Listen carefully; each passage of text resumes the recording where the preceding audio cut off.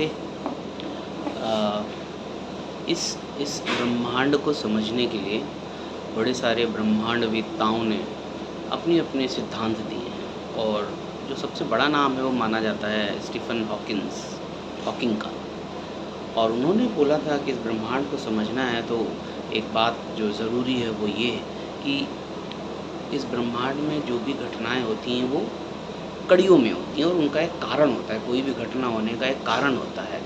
और ये जो कारण है ये ऐसे समझिए ये समानांतर या लगातार सतत रूप से नहीं होता। ये घटनाओं से के जो कारण होते हैं, ये कड़ियों में भी होते हैं। एक कड़ी दूसरी कड़ी को प्रभावित करेगी, दूसरी कड़ी तीसरी कड़ी को प्रभावित करेगी और ये प्रभावित करने का क्रम जो है, ये भूतकाल तक जा सकता है। मतलब ये पास्ट तक जा सकता है। और ये पास्ट का मतलब हज़ारों, लाखों, करोड़ों साल भी हो सकता है। वहाँ तक जो घटनाओं का क्रम है एक दूसरे को प्रभावित करता है चेन के रूप में, कारण के रूप में, कड़ियों के रूप में। और ये जो कड़ियों को जो घटनाओं को प्रभावित करने की जो प्रक्रिया है, वो एक स्टेप से दूसरे स्टेप तक हो जाती है और ये भूतकाल तक भी जा सकती है। और इसके द्वारा उन्होंने बताने की कोशिश करी है कि जो इस ब्रह्मांड का विकास, इसका पुनरुत्थान और इसका जो उद्भव हुआ है वो कैसे समझ सकते हैं। इसका मतलब ये भी हुआ कि हज़ारों, लाखों, करोड़ों साल पहले जो घटना हुई थी वो कहीं न कहीं आज से जुड़ी हुई है और आज को प्रभावित कर रही है। क्या इस सिद्धांत का उपयोग मानव जीवन में हो सकता है? इस ह्यूमन लाइफ़ में भी क्या इसको अप्लाई किया जा सकता है? जैसे कि आज हमारे साथ जो हो रहा है, क्या इसका संबंध हमारे भूतकाल से जुड़ा हुआ हो सकता है? इसका संबंध आज जो कुछ हो रहा है मेरे साथ में जो हो रहा है, क्या इसका संबंध मेरे संडे, मंडे 2 महीने पहले, 6 महीने पहले, 10 साल पहले जो कुछ हुआ था मेरे साथ, उससे हो सकता है? हम में से अधिकतर लोग तो ये मानते हैं कि हाँ, हो सकता है कि हमारा भूतकाल हमारे वर्तमान को प्रभावित करता है और ये जो भी हमारे साथ घटित हो रहा है उसका कारण सिर्फ़ आज से जुड़ा हुआ नहीं है, बल्कि उसका कारण हमारे वर्तमान से भी आगे जाकर भूतकाल से भी जुड़ा हुआ है और ये भूतकाल दिन, महीने, वर्ष और इससे भी आगे जा सकता है।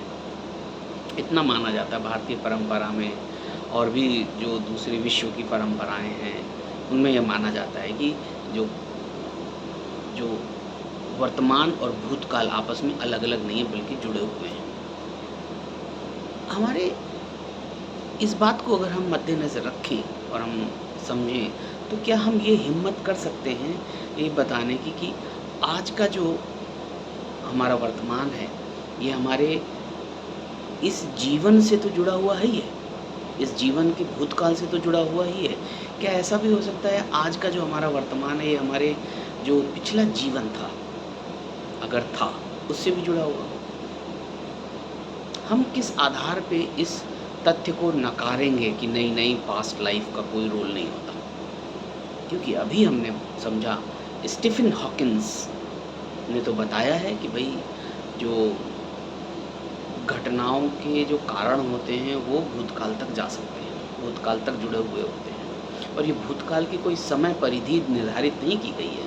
ये करोड़ों अरबों सालों तक हो सकता है ब्रह्मांड को समझने के लिए।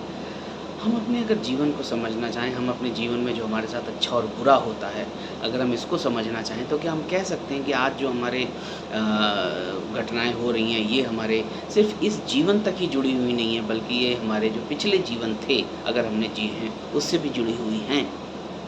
और अगर हम इस बात को मान लेते हैं एक बात को आप माने ना माने हमारी अपनी मर्ज़ी, अगर हम मान लेते हैं, तो क्या ये भी हो सकता है कि हमारे साथ जो अच्छा या बुरा होता है ये हमारे भूतकाल में हमारे द्वारा ही जो सिंचित कर्म है, हमारे जो अगर उनसे जुड़ा हुआ है? क्या ऐसा हो सकता है कि हमारी भारतीय परंपरा में एक शब्द है जिसको भूतकाल से जुड़ा हुआ यूज़ किया जाता है प्रारब्ध। प्रारब्ध का मतलब होता है आपके पिछले जीवन में किए गए जो कार्य हैं, वो आपके आने वाले जीवन को प्रभावित करते हैं। और ये जो पिछला जीवन है सिर्फ़ एक जीवन तक की बात नहीं करता है भारतीय परंपरा में। ये आपके पिछले जितने भी जीवन आपने जिए हैं उनकी बात करता है। और ये आपको बात मैं इसलिए बताना चाह रहा हूँ कि देखिए कितना अच्छा या कितना अद्भुत संयोग है स्टीफन हॉकिंग, जो कि दुनिया के वरिष्ठतम ब्रह्मांडवेत्ताओं में से एक माना जाता है, उसकी बात से मेल खाता है। उसकी बात जिसमें वो कहते हैं कि घटनाओं को समझने के लिए वर्तमान ही सफिशिएंट नहीं है, बल्कि घटनाओं को समझने के लिए, किसी घटना के कारण को समझने के लिए इसके भूतकाल में भी जाना पड़ेगा, और जाना पड़ता है और जाते हैं, ऐसा होता है। ये स्टीफन हॉकिंग की थ्योरी कहती है। मानव जीवन में भी हमको समझना पड़ेगा कि हमारे साथ जो सुख दुख होते हैं या होंगे, वो हमारे क्या भूतकाल से, जो हमारे भूतकाल में जो हमने संचित कर्म किए हैं, उनसे जुड़ा हो सकता है। छोटा सा एग्जांपल तो मैं दे सकता हूँ आपको। 10 साल पहले से अगर मैंने कुछ किया था, शराब पिया, सिगरेट पिया, और वो कंटिन्यू रहा, कड़ियों में एक कड़ी दूसरी कड़ी को प्रभावित करेगी। अगर मैं समय अंतराल के अंतर्गत इसको पीता रहा, सिगरेट पिया, शराब पिया, जो प्रोसेस्ड फूड खाया, उससे लीवर को प्रॉब्लम होता है, वो तो हमें पता है ये प्रभावित करेगा। ये हमने एक भौतिक जगत से जुड़ा हुआ एक कॉन्क्रीट एग्जाम्पल दिया, लेकिन क्या यही एग्जाम्पल हम अपने इस जीवन को पूरा करते हुए, पार करते हुए, जो हमने अब तक के अपने जीवन जिए हैं, उनसे भी संबंधित हो सकता है? अक्सर ऐसा देखा गया है कि कुछ लोग होते हैं, वो बेचारे इस जीवन में तो कोई नहीं कहता कि इन्होंने बड़ा कुछ गलत किया या बड़े गलत इंसान हैं, लेकिन हम ये देखते हैं उनके साथ भी बहुत कुछ गलत होता है। और जब ऐसा होता है तो वो खुद से सवाल करते हैं और वो दूसरों से भी सवाल करते हैं कि हमने तो जानबूझ के या इस जीवन में कभी किसी को दुख नहीं दिया, ऐसा क्यों हुआ हमारे साथ? हमारा सब कुछ ख़त्म हो गया, हमारा सब कुछ खो गया, हमारा सब नुकसान हो गया, हमारे साथ इतना गलत क्यों हुआ? तो क्या इसका जवाब, और उनके पास कोई जवाब नहीं होता, ना उनके पास होता है इसका जवाब, ना उनके जो आसपास के लोग होते हैं, ना डॉक्टर होते हैं, उनके पास कोई जवाब होता है। तो क्या हम इस सवाल का जवाब तलाश करने के लिए स्टीफन हॉकिंग की थ्योरी को यूज़ कर सकते हैं, जिसमें बोला गया है कि हर एक घटना का कारण कड़ियों में होता है, और ये कड़ियाँ सिर्फ वर्तमान तक सीमित नहीं रहती, बल्कि आपके भूतकाल तक जा सकती हैं। और ये भूतकाल का मतलब क्या ये भी हो सकता है कि ये जन्म और इसके पहले के जो जन्म थे, उनमें कुछ संबंध होता होगा?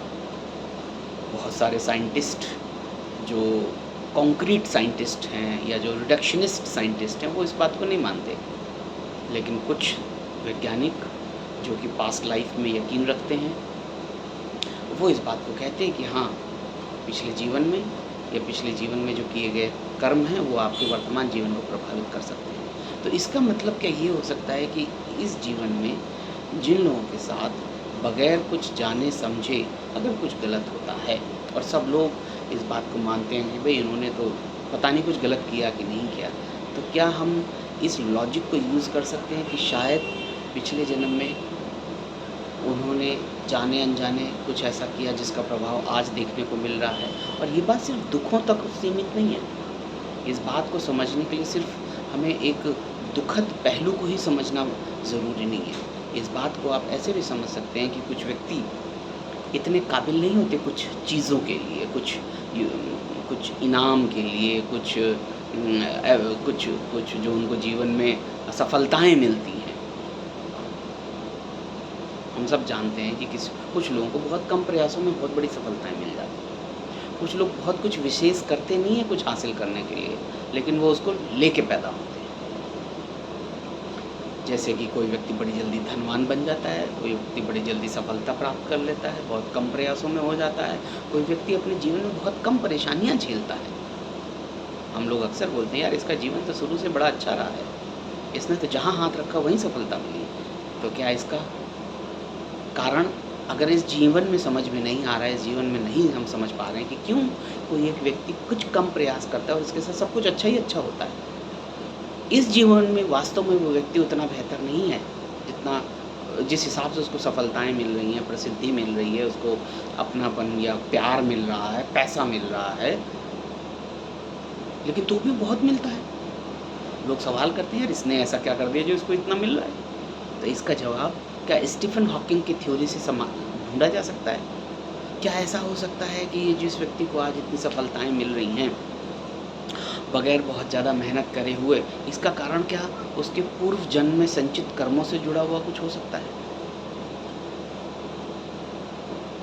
ये सवाल मैं दे रहा हूँ आपको, और इसलिए मैं आपको ये बताना चाहता हूँ कि आजकल के जो वैज्ञानिक हैं, उनके पास कोई ऐसी थ्योरी नहीं है, उनके पास कोई ऐसा साइंस नहीं है, जिस पे इस बात को वो गलत या सही साबित कर सकें।